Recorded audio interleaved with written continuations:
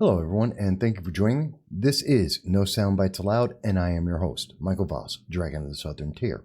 I'm happy to be with you today as we're going to try and tackle a pretty big subject, something that throws everyone off.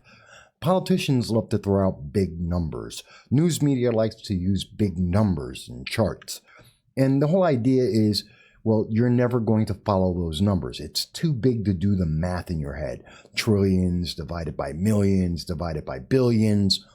How are you supposed to figure that out in your head on the fly in 30 seconds? Normal time span that they give for these kind of issues when they talk about it on the nightly news. So we wanted to tackle that. Now, we're going to bring it down to normal, everyday conversation. But before we start, if this is the first time that you've been to the channel, we do long-form political commentary. And every Sunday at 2:30 p.m. Eastern Standard Time, we do a live stream with you, talking to you on Facebook, Twitter, YouTube. As long as the internet overlords allow, we hear your chats, your calls, your comments about what's going on in America and what's important to you. Because we believe in free speech, and we think that's very important. So we hope to see you on Sunday at 2:30 p.m. Eastern Standard Time from anywhere in the world. So let's tackle the economy, and let's tackle what we're looking at, a prediction that in the second half of 2020, the U.S. economy is going to crash, that we're going to have the recession we're in will deepen and become worse on every level for most people in America, and therefore affecting the international community and economics. And let me start off with, this is not something you can't figure out. It's not something that you need to be smarter than an economist to figure out. The news media likes to phrase it that way. Politicians like to phrase it that way so that you feel like you don't know enough and that you're going to be subservient to them. Whatever they tell you must be true because they're too smart. Look at these big numbers they're using. That's not true. Now, let's go through this. And unlike normally in the show, where at the end of the show, you're going to see in the description in YouTube all of the links that we've used to come up with the information, the conclusions that we've made. So that you can look it over for yourself and come to your own conclusion. But we're not going to go back and forth as much on the screens. So let me start off with something simple. What brought this all about was the fact that there's, as we've seen since before the inauguration, Joe Biden has been talking about a $1,400 stimulus check. Actually, in December, it was a conversation about a $2,000 stimulus check. And we were promised that by Joe Biden, if he won the election, there'd be a $2,000 check, which turned into a $600 check. And now the additional $1,400 is supposed to come from Democrats to make that $2,000, but it's still not quite the same. It isn't quite an honest broker here. We were promised $2,000 and a possible third stimulus. And in fact, what we're getting instead is $2,000 as the additional $1,400 to make $2,000 in 3 stimuluses. It's not the same. That being said, we've been told that $1,400 stimulus checks are going to allow 22.6 million Americans to pay their bills all the way through till the middle of July. That because of the reports that are out there, over 30 million adults are going to be able to make it through with this extra $1,400. That's not really accurate. It's not really true at all. And I have to tell you, I've been working on this for a couple of days. I've been doing the math. I've been trying to figure it out, and it just doesn't work. We're not going to see the majority of Americans, which 30 million, 22 million, that's not the majority of America to start with. But even for the most poor, it's not enough money. And they're building up a system that no matter how much you're going to get it will never be enough for the second half of 2021. We're going to destroy our economy. Now, let me start off with the idea that there's depreciation and inflation. People don't really understand what those two things are. I'm going to try and make it as simple as possible. I'm not an economist, but essentially, depreciation is the value, the worth of something. And inflation is how much is it cost? How much is that price? How much can you buy with your money? That's about as simple a way to describe it as is possible. Now, depreciation, if your money is worth less, it's good for trade because it lets you sell more things overseas to other countries. And theoretically, if you're selling more products overseas, then you have more jobs. I don't know. Let's say your company makes a widget. Doesn't matter what it is. And that widget costs $5 to sell it overseas. But if you could drop that price down to, say, $4 or $3, theoretically, more people are going to buy that widget because it's cheaper. And that means you get to have more business. That means you're making more sales. You can have more employees to build more widgets and to send them overseas to be sold at this lower cost. So the depreciation internationally is a good thing. Another way of looking at it, when you're looking at the exchange rates, you ever go overseas, say on a vacation or something like that, when you use the dollar, that exchange rate, you always want a stronger dollar or less depreciation on the dollar, because then you get to buy other people's money for less. When you go to Canada, as an example, or Mexico, you're going to get more of their money for every dollar you have. So in traveling out of the United States, it's a very good thing. It's a bad thing for travel into America because it's more expensive. So the more that depreciates, the more you get people who will travel from one country to another to go on vacation in the United States, and easier to sell your goods overseas. But on the other side of that is inflation. And so when we're looking at the inflation, how much does it cost to buy something? Now, we've been seeing this constantly since 2009 at the least, where we've seen an accelerated cost of goods. In fact, in 2020, we saw an explosion of that, where the cost of things, food, meat, milk, have gone up significantly. In part, that's because each dollar is worth less, and also because it costs more. As in, how can I put this? Now, I have charts on this. I'm going to try and give you an idea of what we're talking about here. So this is the cost of food. And as we can see, this is from January 1st of 2009 all the way until current day in 2021. And as you can see, even though we were in a recession up until approximately July of 2013, we saw that the price of food increased, and actually increased dramatically as we were recovering from the recession, the Obama recession. And then we saw that it has continued to increase. The cost of things are getting more expensive. And then we get into COVID. And as you can see, once we started the lockdowns, there was an exponential, well, not quite exponential, but a significant increase in the cost of goods, which you noticed when you went to the store or you ordered things online. It became more expensive. Less people working, harder to get those goods out to the public, and therefore it cost more money. And another thing that helps to make this make sense, what can you buy? If you had $1 back in January of 2009, it's worth 38 cents less today.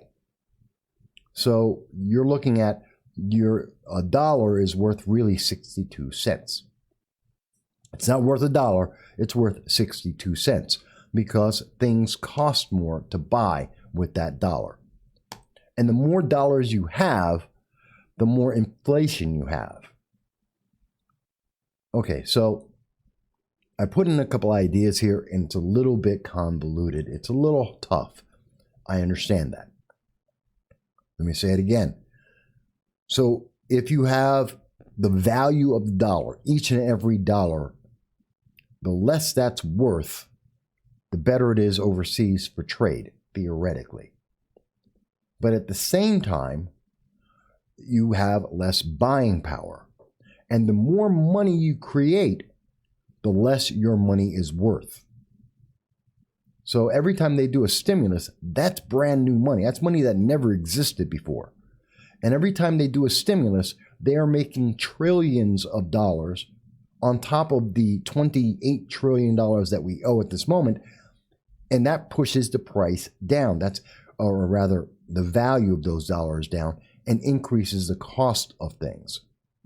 That's where we get that inflation. The more money you put in, the less that money buys. I hope that makes sense. I'm trying to make this as simple for people to understand as possible, but it's a little involved. So what we're looking at is Biden has already said very clearly, and we've seen this with all the stimuluses that have happened under Trump and under Biden, that the more money we're putting out to the people, that we're just giving people, that we're just creating, the more expensive things are becoming, and the less our value is our money is worth. Which, if we had an economy where we were all working, would create more jobs.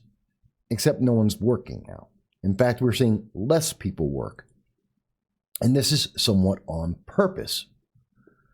Now, we knew this was going to happen because even going back to October 21st of 2020, we saw that on CNBC, one of their speakers, an analyst, Eric Robertson, who did research at Standard Chartered Bank, had already identified and made it clear that, where is the line? Here it is.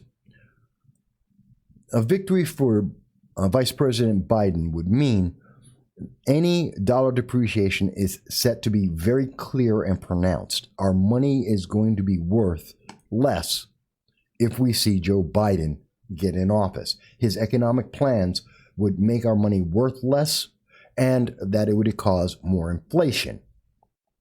He was very clear on that. Now, we also know at the same time in 2020, and we saw this in, this is the September 25th, we know that there are some 9 million, almost 10 million Americans who at that point in September were in danger of being evicted from their homes. That has only gotten worse. But at least 9.7 million renters are in danger of being evicted from their homes, and on average, they owe somewhere around $1,257.73 if you do the math. That's assuming that there's only 9.7 million renters, roughly about 20 million individuals that owe, that have an outstanding debt, which is about $20 billion, excuse me. So I did the math on this to figure it out for you. So that's a problem. Now that's a very big problem. And I bring that up because we know there are at least 20 million people who owe at least, we estimate on average, $1,257 a piece. I want to remind you that they said, according to Joe Biden and Business Insider, 22 million people will pay off their bills with $1,400. Something's wrong with the math here. We're going to keep going.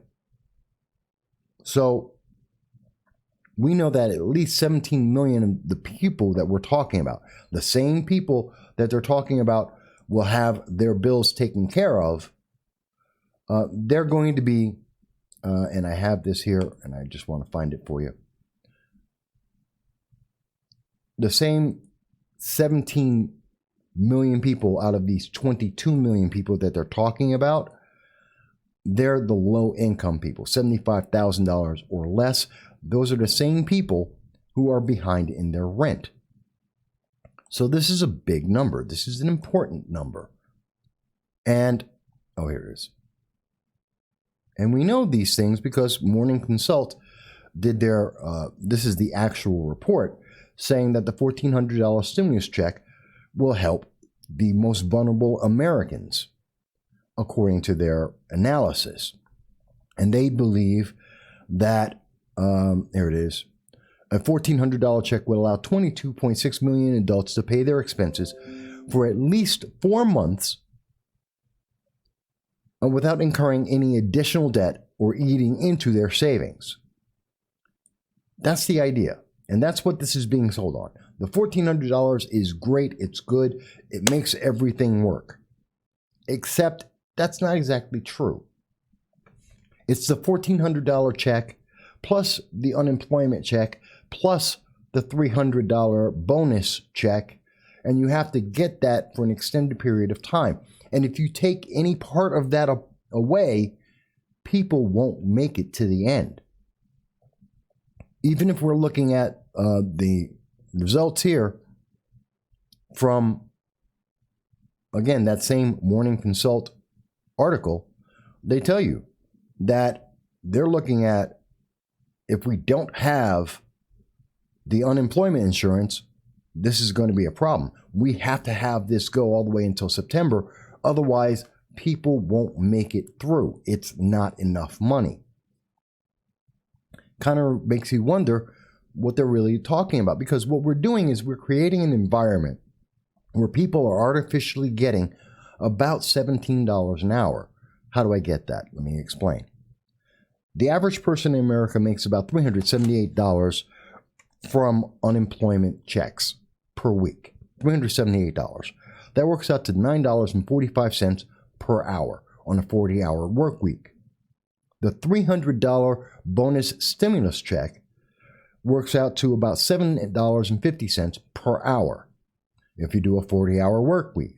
Put them together and you get roughly $17 an hour. That's $2 more than the minimum wage that's being suggested by Alexandria Ocasio-Cortez and many of the Democratic socialists. So, and that's for a majority of the people who are on unemployment. We know that roughly we're talking about 10 million people. It's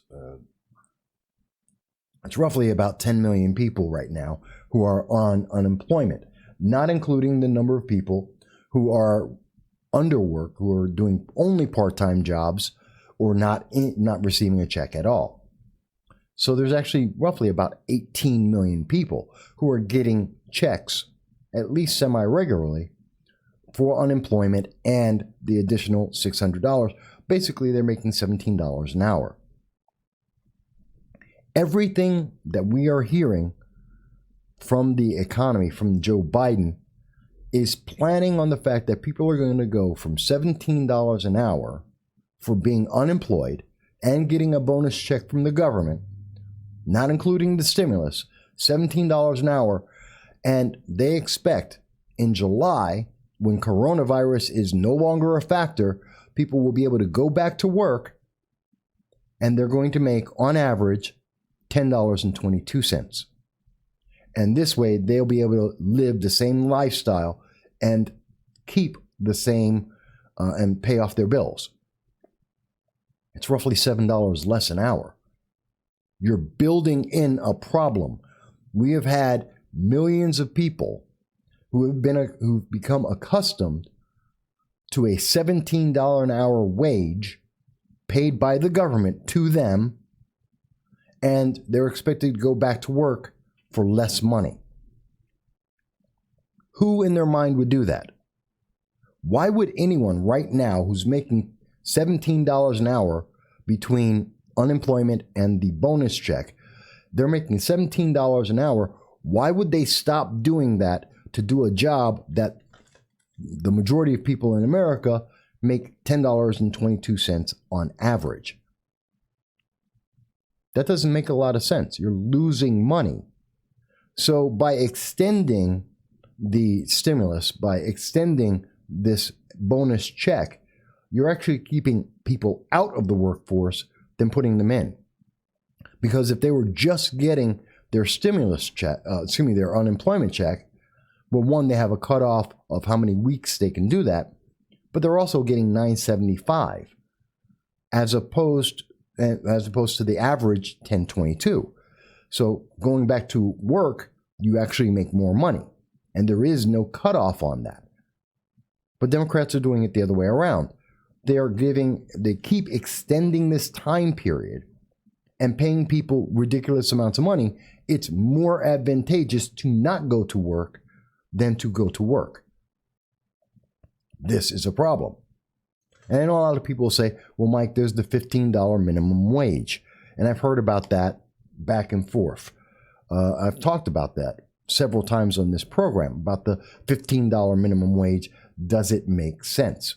And the answer is no, it doesn't make sense. Well, it's part of Biden's plan, but it doesn't make a whole lot of sense because it only applies to 1.9 million people, 2% of the nation.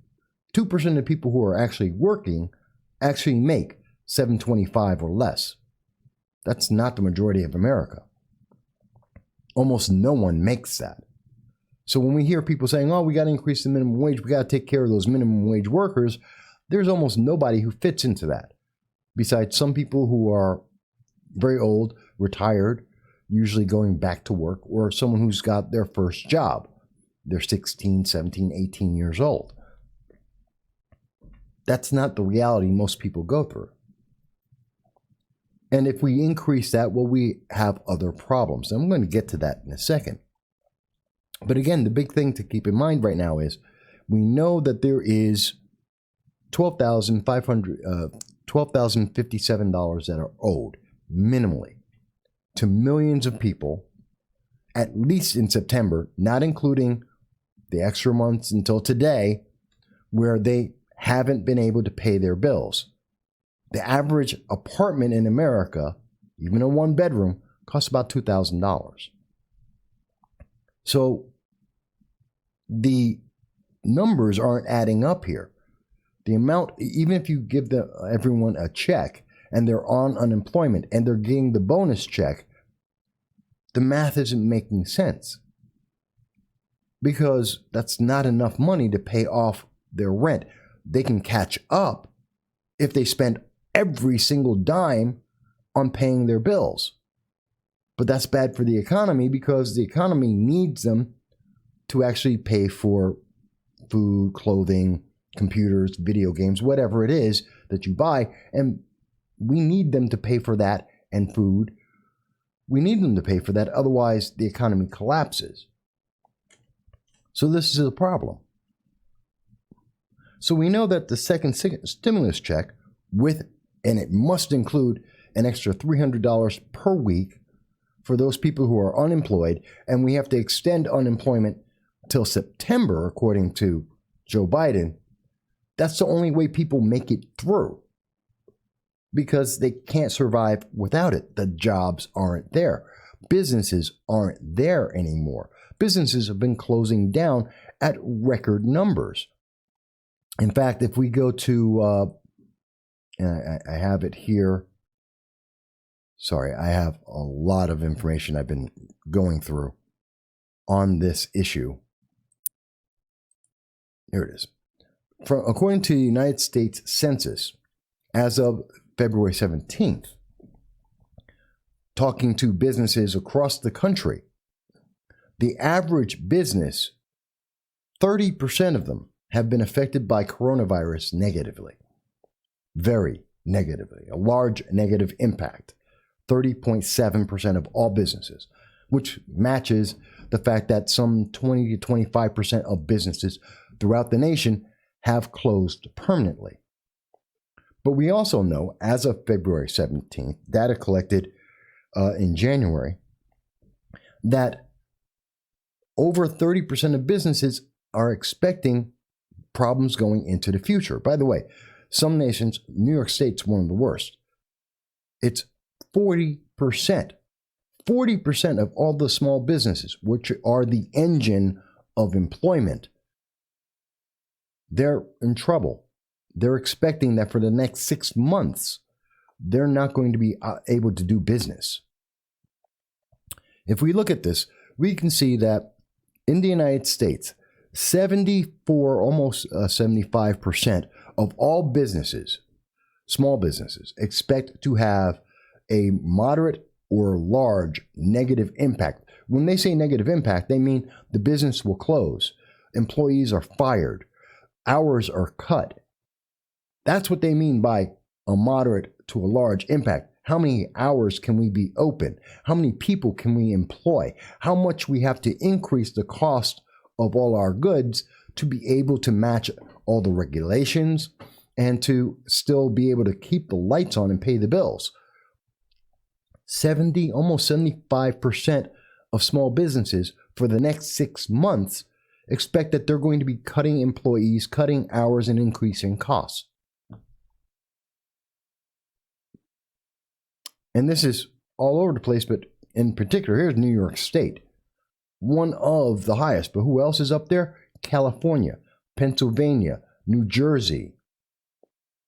These are some of the worst hit places in the country.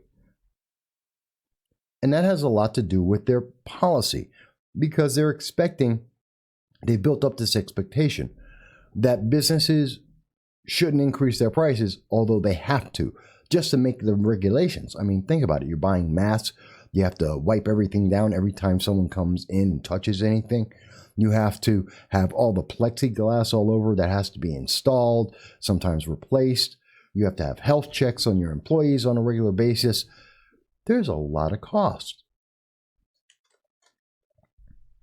So we know that we are setting up a system where we have heard repeatedly over and over and over again that we're going to see the depreciation of the United States dollar. The dollar will have less value.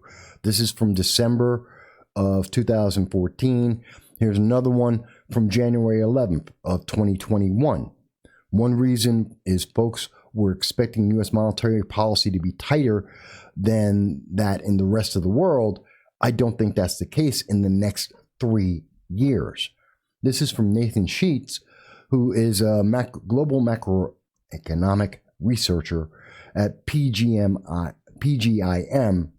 Fixed Income. This is the expectation. Because we have a bad economic policy, one of the worst in the world by some estimates, we're going to see the value of the dollar go down. At the same time that we have businesses increasing their prices and cutting the number of workers and the number of hours that they're open for. That's not employing people full time. That's not growing an economy. That's a spiral. And we know that we have millions, at least 10 million people who are going to be evicted. And they can't pay it off because there isn't enough money. Not to pay it off and to pay for their bills, like feeding themselves and their families. So that means that we have to keep pushing down the line, kicking down the road when those evictions are going to happen. We saw that already. The evictions were pushed to January 1st of 2021. Then it was pushed to February 1st. Now it's been pushed to March 1st, with Biden saying that he wants to see it go to October 1st. It's kicking it down the road. The problem hasn't been fixed. People still owe that money. They're still not at work. 10 million people, they're still not at work. They still don't have enough money to pay their rent and feed themselves without the government stepping in and giving them bonus money. But that money has to come from somewhere, and it's not coming from the businesses, which means our value of our money is worth less, and the inflation, the cost of everything we buy, is going higher. Again, I'll show you that chart to make sure that it makes sense to you, because we're seeing this happen right now. Things cost more. The cost of everything, the inflation is going higher as we print more and more and more money.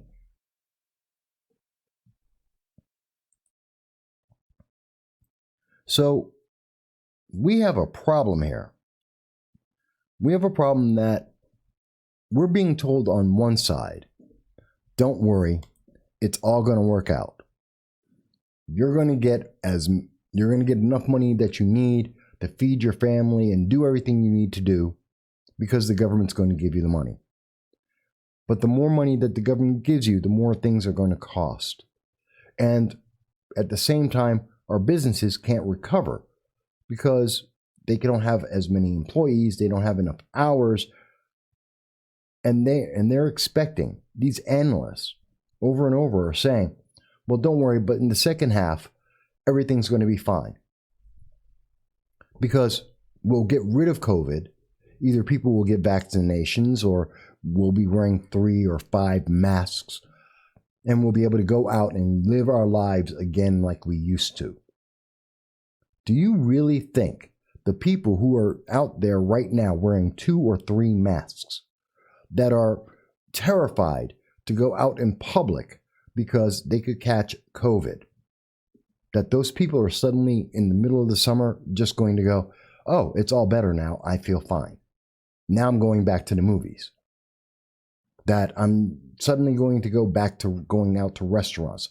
I'm going to go back to the life I had before after more than a year of being told, be terrified of this. You can't put someone's fear in their head of swimming in an ocean, telling them every day for a year that if they go in the ocean, they're going to be eaten by a shark. And they're going to show you very graphically and make sure you are afraid by showing you all these images of people who've been attacked by sharks and telling you, if you go in the water, you're going to be the next person attacked by a shark. And they tell you that for over a year. And now they expect that after a year and a half of telling people, if you go in the water, a shark will eat you, they expect that, well, after that time period, you're just going to go in the water and swim every day. Because it's no longer a problem. Because they said so. Because they said, well, you know what? Sharks aren't there anymore. Go back in the water. What? Wait a minute. Yesterday you told me that if I go in the water, sharks will eat me. You've been telling me that for 18 months. And today you tell me, oh, don't worry about it. It's okay. Go in the water. What changed? How did it change? Are you kidding me? I'm looking at this, and the way I can see this, looking at the numbers, we're not only going to need a 4th stimulus, we're going to need a 5th in 2021 alone. We are essentially going to create a scenario where Andrew Yang's BMI, the basic monthly income, a check from the government every month, is going to become a reality. This, in fact, I think is the way they get to that, to make people accustomed that you can't get enough money, so the government's going to give you the money, as long as you elect the right government. If you elect the wrong government, they're going to take that away from you, and you won't be able to live to the same quality of life as you have right now. But they're leaving out the fact that, on the other side of that, that's also making things so expensive, you can't afford them. That you can't go to work.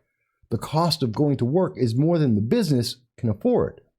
We already know, and we've covered it on this program before several times, that the CBO has already said, if we increase the national minimum wage just to $15, 3.5 million people will lose their jobs. 3.5 million. That's more than the number of people who are making minimum wage right now, by almost double. There's only 1.9 million people, according to the CBO, the federal government.